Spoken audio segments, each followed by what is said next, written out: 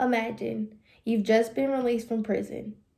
You've worked on yourself, you've changed yourself, and you really feel accomplished. You really feel like you're about to turn over a new leaf. You have a job lined up waiting for you once you get out. You have a place that you can stay, and things are just looking up. As time goes on, the election comes about.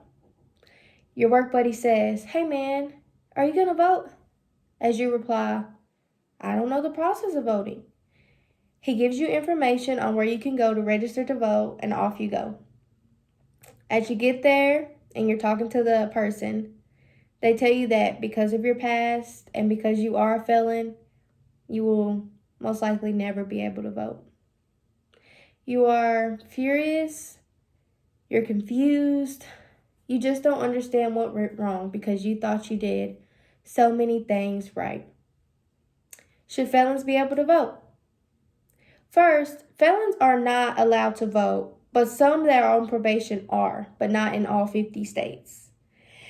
Once a person is convicted of a serious crime, they then forfeit basically all of their rights, and one main right being the ability to vote. One question that comes into mind when it comes to should felons be able to vote is race a factor in why they cannot?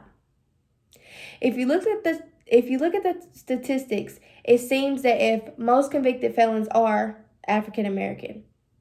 Robert Gomez is one person who supports the idea that not letting felons vote would be based on race. It is stated that when compared to white people, African American males are 5 times more susceptible to being imprisoned. This automatically rules out their chances to represent themselves politically in their country and express their opinions via the voting ballot. Is taking their voting right away double jeopardy?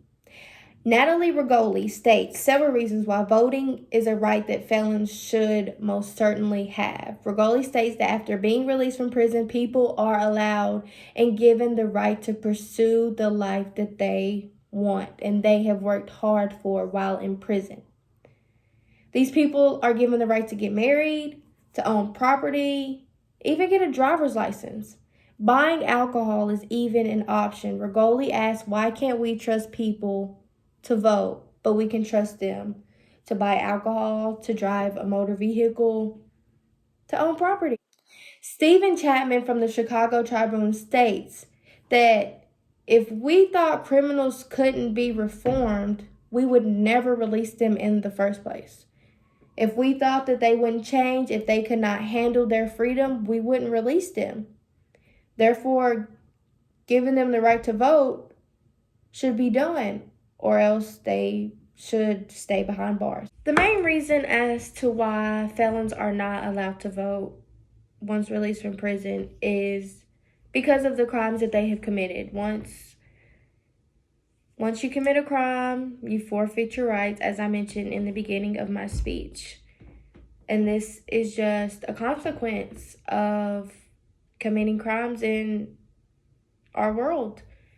You know, we have rules to be followed, and if they are not followed, and if the crime is heinous enough, that right will be taken away, and there's nothing you could do about it. All in all, the question of should felons be able to vote still stands.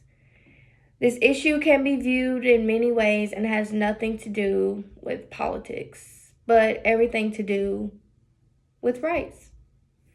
So I will leave you with this. If you believe everyone deserves a second chance, or if you believe that people sometimes don't deserve second chances, that is the answer to my question on should felons be able to vote.